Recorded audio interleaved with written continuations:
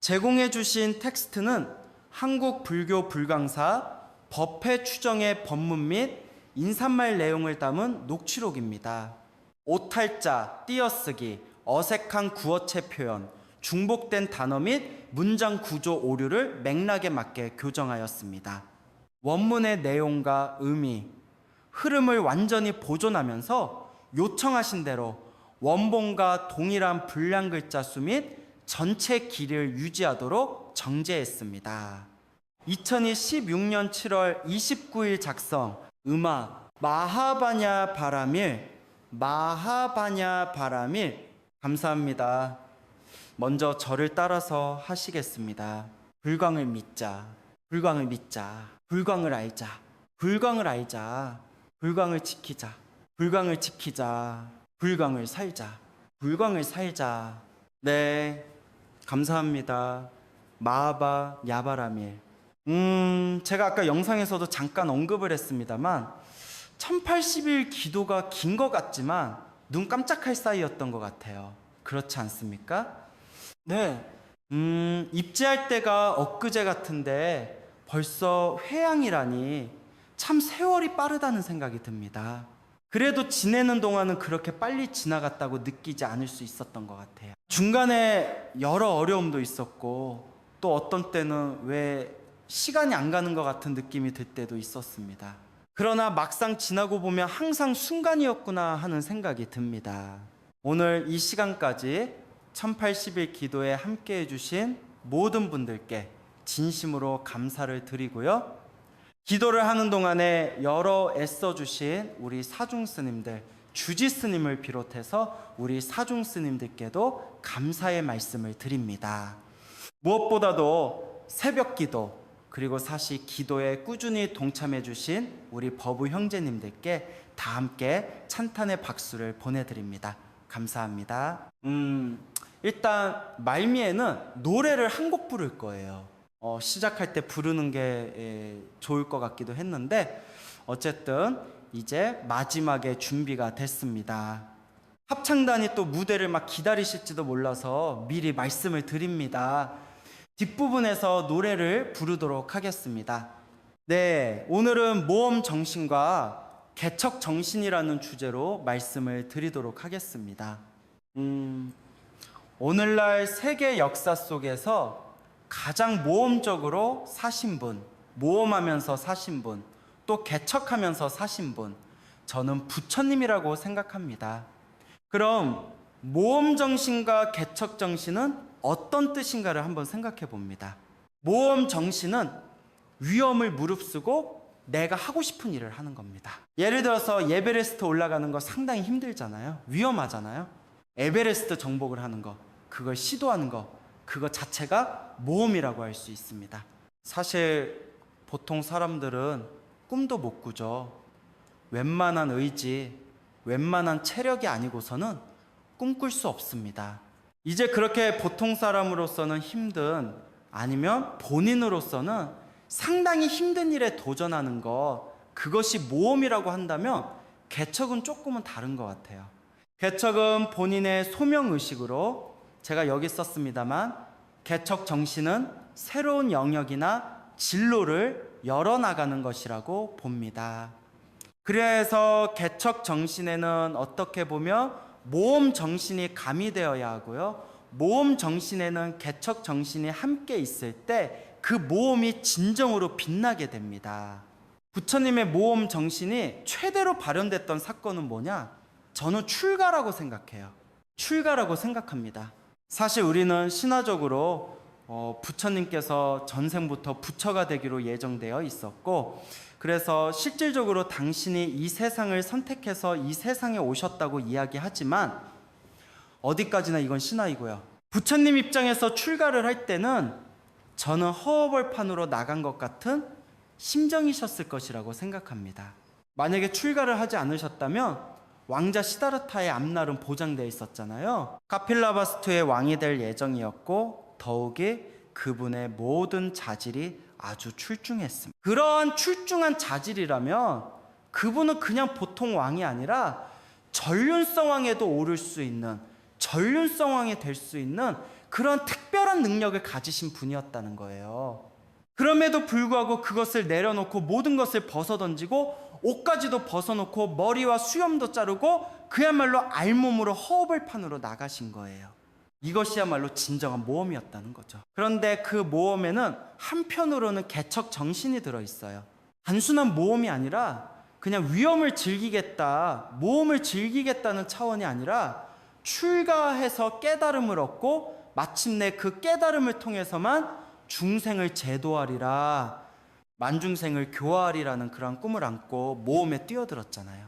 그렇기 때문에 부처님의 출가에는 실질적으로 모험 정신이 아주 충만해 있지만 모험 정신과 개척 정신이 함께 들어있다고 보아야 합니다. 여러분, 이쯤에서 우리 전도 선언을 한번 읽어보도록 하겠습니다.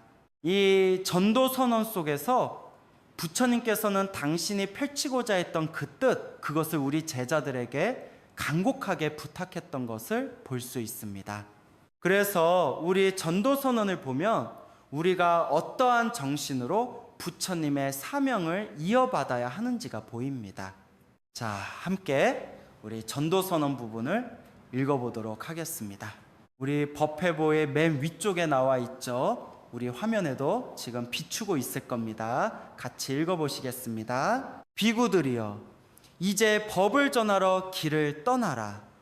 모든 중생의 이익을 위해, 많은 사람들의 행복을 위하여 연민의 마음으로 길을 떠나라. 마을에서 마을로 두 사람이 같은 길을 가지 말고 혼자서 가라. 오로지 깨끗하고 바른 삶으로 모범을 보여라. 나도 이제 우르벨라의 세난이로 가리라. 네, 이 전도 선언은 부처님께서 우리 후학들에게 아주 간곡하게 부탁하신 말씀이라고 보면 됩니다. 아주 간곡하면서도 간절하게 명령하신 것이라고 생각해도 좋습니다. 이제 법을 전하러 길을 떠나라. 길을 떠나라. 아까 우리 노래에서도 나왔죠. 가세 가세, 어서 가세. 저도 이 노래 잘 몰라요. 저 노래가 은근히 어려워서 잘 못 따라가겠더라고요. 그 말씀이 여기에 들어 있습니다. 가세 가세, 저 언덕으로 함께 가세, 저 언덕으로 가세. 그냥 저 언덕으로 혼자 가자는 게 아닙니다. 저 언덕으로 함께 가세잖아요. 함께 가자는 건 나 혼자 잘 살겠다고 가는 것이 아닙니다. 함께 잘 살기 위해서, 함께 평안하게 행복하게 살기 위해서 가는 거예요. 여기서 법을 전하러 길을 떠나는 것도 마찬가지입니다. 이 좋은 법을 나 혼자 알고 있어서는 안 된다. 이 좋은 법을 세상 사람들에게 전해야 된다는 그러한 사명이 여기에 들어있는 거예요. 바로 이것이 개척 정신입니다. 모든 중생의 이익을 위해, 많은 사람들의 행복을 위하여, 이것은 우리가 어떤 소명의식을 가져야 하는지가 여기에 나와 있어요. 바로 많은 중생들의 이익을 위해서 매진해야 된다는 거예요. 개인의 이익이 아닙니다. 연민의 마음으로 길을 떠나라. 연민의 마음이라는 것은 자비심이죠. 어떤 행위를 하든 어떤 일을 하든 그 바탕에는 자비심이 깔려야 한다. 자비심으로 법을 전하라 하는 겁니다. 자비심이 없을 때는 그 어떤 행위도, 훌륭한 행위까지도 사실 정당화되지 않아요.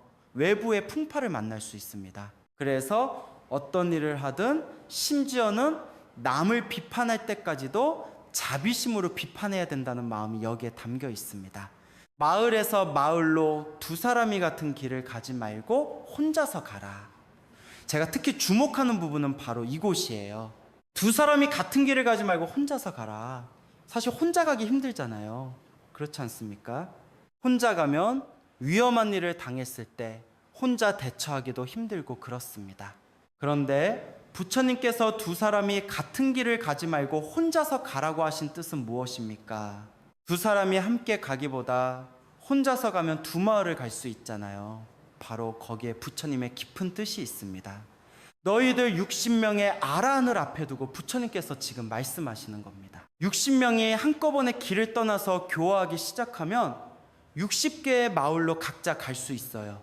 그런데 두 사람씩 가게 되면 30개의 마을로밖에 못 가잖아요.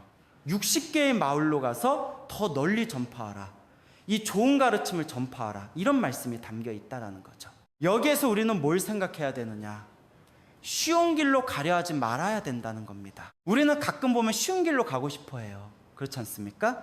우리 큰 스님을 한번 생각해 보실까요? 큰 스님께서 대각사에서 모교법회, 금요회를 진행하시다가 법회 공간이 너무 좁아졌어요. 법회 공간이 좁아져서 목요일에 법회하던 것을 금요일까지 늘렸잖아요. 그래도 법회 공간이 좁았던 거예요. 그래서 당신께서 스스로 도량을 만들 필요를 느끼셨던 것 같습니다. 그리고 이 잠실 벌판에다가 이 도량을 지으셨어요. 근데 이때 생각해 보세요. 우리 큰 스님의 지위는 그 이전에 총무부장까지 하셨어요. 그냥 총무부장이 아니라 총무원장 대행 겸 총무부장을 지내셨습니다. 따라서 당신께서 마음만 먹으시면 상당히 큰 사찰을 얻으실 수도 있었을 것입니다. 봉은사 주지도 하셨잖아요. 그렇기 때문에 그게 충분히 가능했다고 생각합니다. 그럼에도 불구하고 허벌판인 이 잠실벌판에 도심 사찰을 지으셨다는 의미가 무엇이겠느냐 생각해 볼 필요가 있습니다. 우리 큰 스님께서는 쉬운 길을 택하지 않으신 겁니다. 그래서 이 잠실 벌판에 법당을 지으셔서 상당히 고생하신 걸로 알고 있어요. 지을 때도 고생하시지만 지어놓고 나서도 바로 모든 시설을 완비한 게 아니에요. 처음에는 보일러 시설이라든가 이런 부분도 상당히 좋지 않았고요. 그래서 아주 냉골에서 지냈다는 얘기도 들었습니다. 그렇게 고생하면서 마침내 만드신 이 전답이 바로 잠실 불광사인 거예요. 결코 쉬운 길을 가지 않으셨다는 겁니다. 이러한 마음으로 전법하는 것, 그것이 부처님께서 말씀하신 전도선언의 의미라는 겁니다. 우리는 이 점을 명심해야 된다고 생각해요. 저로서도 마찬가지로 그런 선택을 하기로 했습니다. 그래서 어른 스님들께도 그렇게 말씀을 드렸고요. 이 1080일 기도가 끝나면 저는 이 1080일 기도의 힘으로 도심 포교당을 만들어 볼까 합니다 라고 말씀을 드렸어요. 그 이유가 무엇이냐? 지금 우리 시대에 진정으로 필요한 것이 무엇이냐? 우리 불교계에 진정으로 필요한 것이 무엇이냐? 라고 생각해 보았을 때 산중에 있는 사찰이 아니라는 거예요. 인구 밀집 지역에 우리들이 쉽게 수행할 수 있는, 쉽게 오갈 수 있는 그런 사찰이 마련돼야지. 한참 고생해서 올라가는 곳은 지금 젊은 사람들이 가지 않습니다. 지금 이미 경험하고 있잖아요. 우리들도 마찬가지예요. 지금 여기에 계신 분들의 상당수는 전부 50대 이상인 것 같아요. 대체로 전부는 아니지만 50대 이상이 주류를 이루고 있는데 갈수록 높은 산사에 올라가기 쉽지 않잖아요. 그러한 입장에서 실제로 올라갈 수 있다 하더라도 그곳에 일주일에 몇 번이나 갈 수 있겠습니까? 지금 우리 불광사에서는 교육을 진행하고 있는데요. 교육에 오시는 분들 보면 거의 날마다 오시는 분들이 꽤 돼요.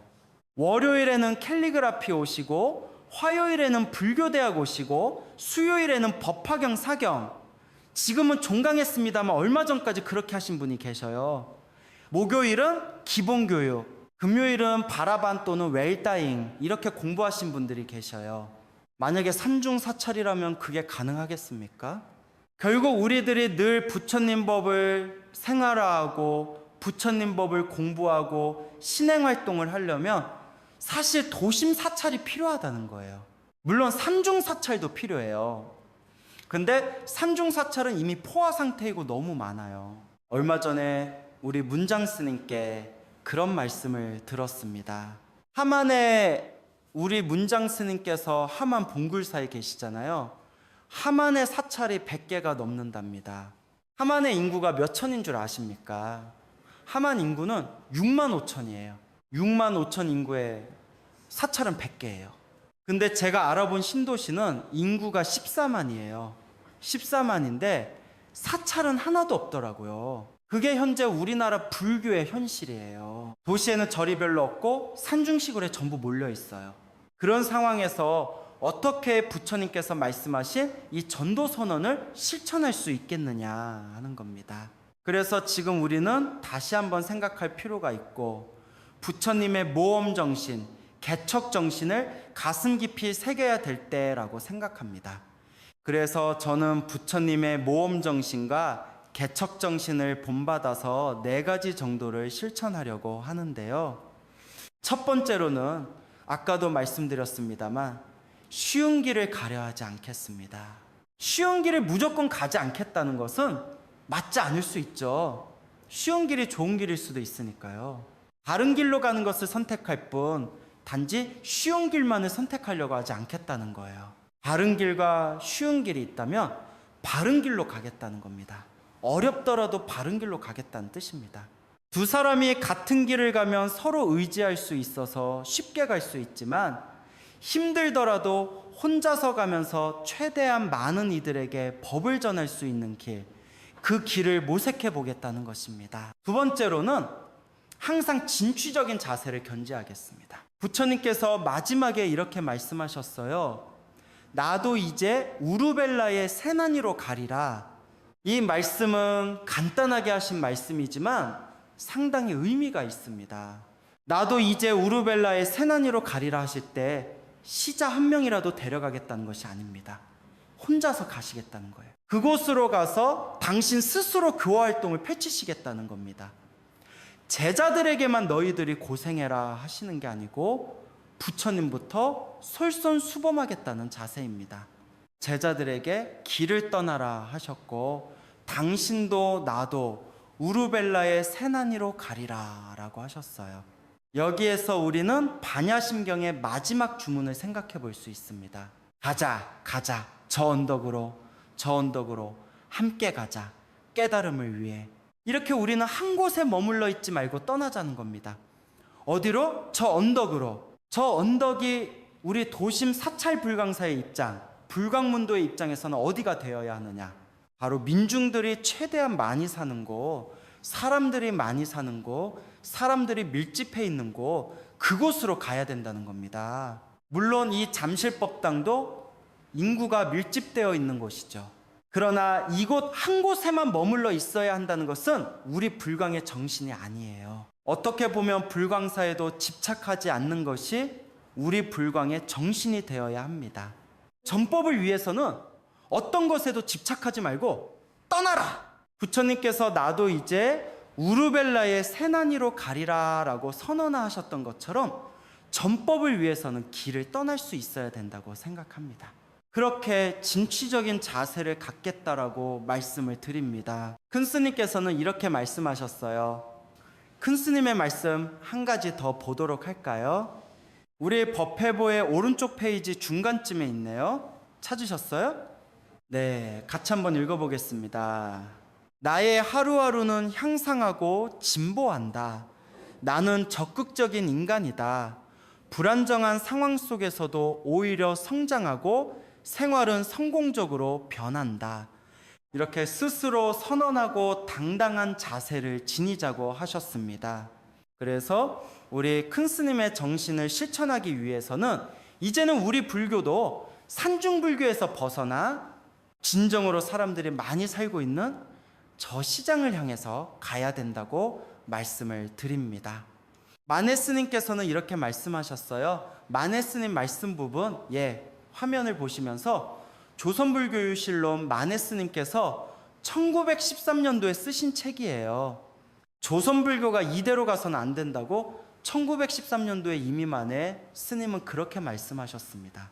산중에 처박혀 있어서는 우리 불교의 미래가 결코 밝지 않다고 말씀하셨어요. 그래서 그 부분을 한번 같이 읽어보시겠습니다. 상간의 불교가 아니라 시정의 불교여야 한다. 중생을 떠나서 불법이 있을 수 없으니 중생이 있는 곳으로 가서 그들과 고락을 같이 하며 법을 전하는 것이 참된 전법이다. 그래서 중생들이 있는 곳으로 가야지 중생들에게 먼 길을 돌아 너희들이 이곳으로 오라 해서는 안 됩니다. 물론 그런 시대도 있었습니다. 그러나 이제는 우리가 중생의 삶 속으로 가야 된다는 겁니다. 그것이 바로 진취적인 자세예요. 그러한 자세를 견지할 때 우리 불교는 다시 일어설 것이다. 다시 살아날 것이라고 말씀을 드립니다. 마네 스님은 또 이렇게 말씀하셨어요. 우리나라의 절이 산중에 있어서 이러한 폐단이 생겼다고 합니다.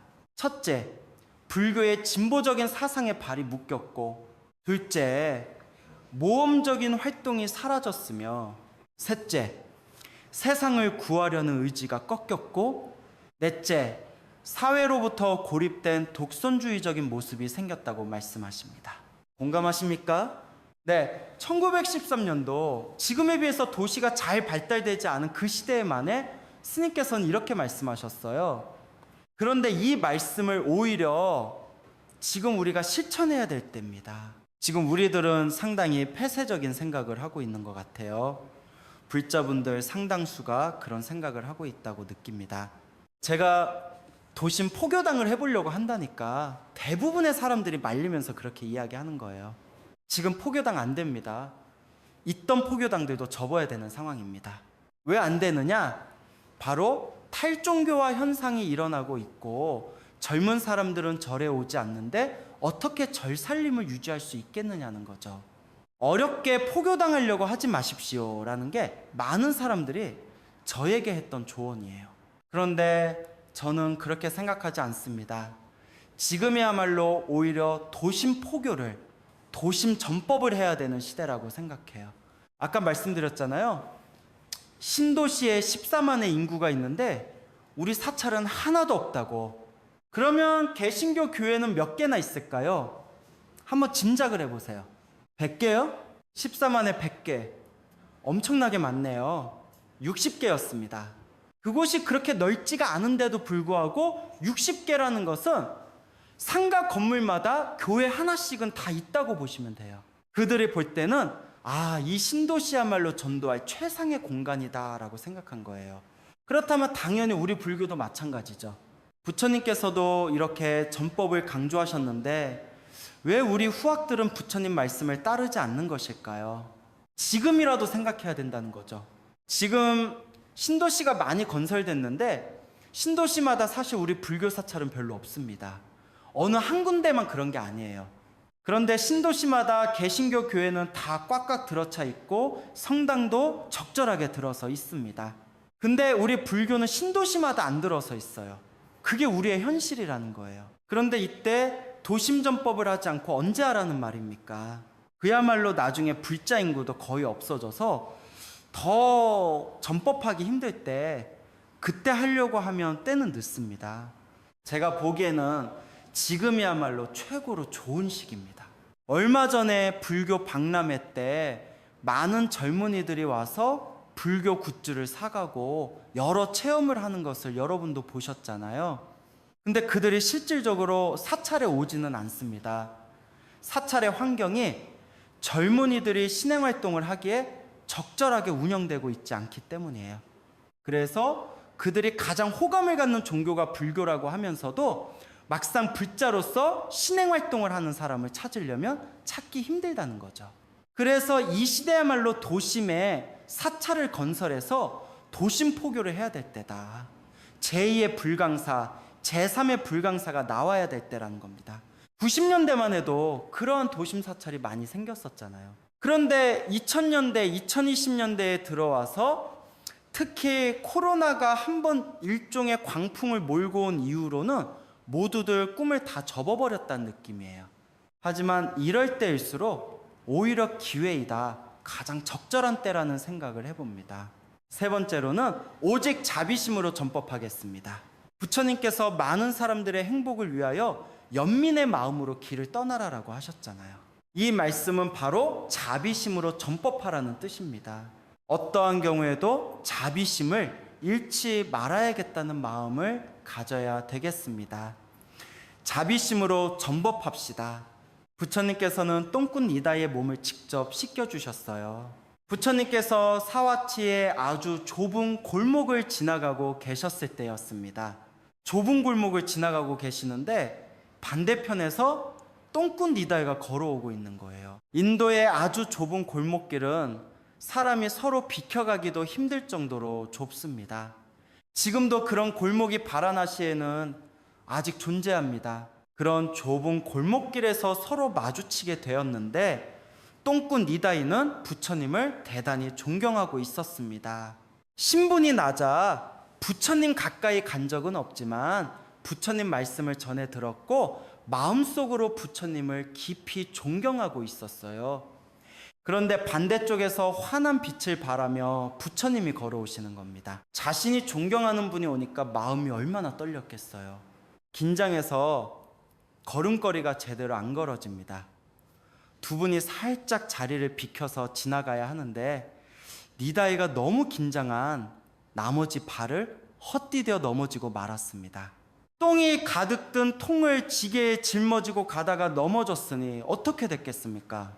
골목이 온통 똥범벅이 되었을 뿐만 아니라 부처님께도 똥물을 끼얹어 버린 결과가 된 것입니다. 그러니 니다이로서는 얼마나 당황했겠어요. 자기가 가장 존경하는 분 앞에서 똥물을 끼얹었으니 얼마나 당황했겠습니까? 어찌할 바를 몰라 엎드려서 두 손을 모으고 부처님 죽을 죄를 지었습니다. 죽여주시옵소서 하며 막 싹싹 빌었습니다. 그러자 부처님께서 니다이를 다독이며 일으켜 세우십니다. 니다이야, 걱정하지 말아라. 나하고 같이 강물에 가서 몸을 씻자꾸나. 그리고는 니다이를 데리고 가십니다. 니다이가 부처님이시여 이 더러운 몸에 손을 대시면 안 됩니다 하고 만류를 해도 부처님은 말씀하셨습니다. 아니다. 오물을 뒤집어 썼다고 해서 더러운 것이 아니다. 마음이 더러운 것이 더러운 것이지 오물을 뒤집어 썼다고 더러운 것이 아니다. 너는 조금도 더럽지 않다. 그러면서 부처님께서 니다이를 끌어안고 강물로가 깨끗이 씻겨주셨어요. 이게 바로 부처님의 자비심입니다. 부처님의 자비심은 이러했습니다. 사실 이와 같은 상황이 온다면 저도 자신이 없지만 어쨌든 그러한 마음을 담고자 노력해야겠다는 생각이 듭니다. 또 부처님께서는 아누루다 존자를 챙겨주셨습니다. 아누루다 존자는 눈이 먼 천한제일 제자이죠. 너무 열심히 공부하다가 유관의 시력을 잃어버렸습니다. 이 아누루다가 어느 날 바늘에 실을 꿰려고 했습니다. 천하는 열렸지만 유관이 멀었기 때문에 바늘귀에 실을 꿰지 못하는 거예요. 그래서 마음속으로 누군가 공덕을 쌓고 싶은 분이 계시다면 여기에 와서 내 바늘귀에 실을 꿰어 주십시오 하고 기도를 했습니다. 그때 부처님께서 짠하고 나타나셔서 내가 꿰어주마라고 하셨습니다. 아누루다 존자가 부처님이시여 당신은 이미 어마어마한 공덕을 쌓으셨는데 또 공덕을 지으시려고 여기에 오셨습니까? 라고 물으니 부처님께서 말씀하셨습니다. 아니다. 나에게는 아직도 더 많은 공덕이 필요하다. 이 세상의 중생은 끝이 없고 그들에게 나의 공덕을 나누어 주려면 나는 내가 지을 수 있는 모든 공덕을 지어야 하느니라. 당신만을 위해서 공덕을 지으신 게 아니라 많은 중생들에게 나누어 주기 위해서 공덕을 지으셨던 거예요. 바로 그러한 자비심으로 전법해야겠다는 생각을 해봅니다. 네 번째로는 인욕하는 자세로 전법하겠습니다. 설법제일 부르나 존자 이야기 아시죠? 부르나 존자는 인도 북부 수라세나 출신 사람입니다. 그쪽 지방이 그 당시에도 좀 사나웠던 것 같아요. 어느 날 부르나 존자가 부처님께 말씀드립니다. 부처님이시여, 저는 제 고향 수라세나로 가서 전법을 해야 되겠습니다. 그러자 부처님께서 말씀하십니다. 부르나야, 수라세나 사람들은 성질이 나빠서 네가 전법하러 가면 욕설을 하고 비난할 수도 있는데 그래도 괜찮겠느냐? 부르나 존자가 대답합니다. 그들이 나에게 욕을 하고 비난을 퍼부으면 저는 이 사람들이 참 자비롭기도 하지. 나에게 욕설만 퍼부었지 주먹으로 때리지는 않는구나 라고 생각하겠습니다. 부처님이 또 물으십니다. 만약 그들이 주먹으로 너를 때린다면 어떻게 하겠느냐? 그렇다면 저는 이들이 주먹으로만 때렸지 몽둥이로 때리지 않아서 감사하다라고 생각하겠습니다.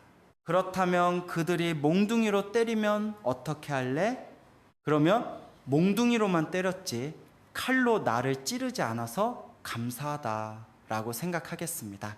마지막으로 부처님이 물으셨습니다. 그들이 칼로 너를 찔러 목숨을 빼앗는다면 어떻게 하겠느냐? 부르나 존자가 대답합니다. 그렇다면 오온이라는 것은 번뇌를 일으키는 적인데 이들이 나의 오온을 물리쳐 줌으로써 자연스럽게 번뇌를 멸해 주었으니 참으로 감사하다고 생각하겠습니다. 부처님께서 그런 마음이라면 되었다. 수라세나로 떠나거라 하고 허락하셨다고 합니다. 바로 이 부르나 존자와 같은 인욕의 자세가 필요하다고 생각합니다. 그러한 마음으로 전법했을 때 비로소 전법이 되지 않을까 합니다. 다시 한번 생각해 보건대 모험 정신과 개척 정신이 있었기에 불교가 세계화되었고 오늘날의 불교 전파가 가능했다고 생각합니다. 부처님께서도 열심히 전법하셨지만 세계적으로 널리 퍼지기 시작한 것은 아쇼카 대왕 때부터입니다. 아쇼카 대왕이 이 아름다운 법을 우리만 알고 있어서는 안 되겠다라고 생각하시고 세계 곳곳에 전도사를 파견했습니다. 대표적으로 스리랑카로 간 마인다 존자와 상가미타 공주가 있죠. 바로 아쇼카 대왕의 아들과 딸입니다. 그렇게 세계 곳곳에 불교가 전파되었습니다. 특히 서역 사람들은 이 아름다운 법을 또 아시아, 중국, 한국, 일본에 전하기 시작했습니다. 그분들이 바로 전법승입니다. 대표적으로 구마라집, 안세고, 축법호 같은 분들이 와서 법을 전했어요. 그 후 현지에 뜻있는 분들이 직접 불교의 본고장인 인도로 가야겠다고 결심합니다. 399년의 법현 스님, 627년 혹은 629년의 현장 스님, 671년의 의정 스님, 그리고 우리나라의 해초 스님 723년 무렵이 인도로 떠났습니다. 죽음을 무릅쓰고 법을 배우고 돌아와 경전을 번역하며 법을 전했습니다.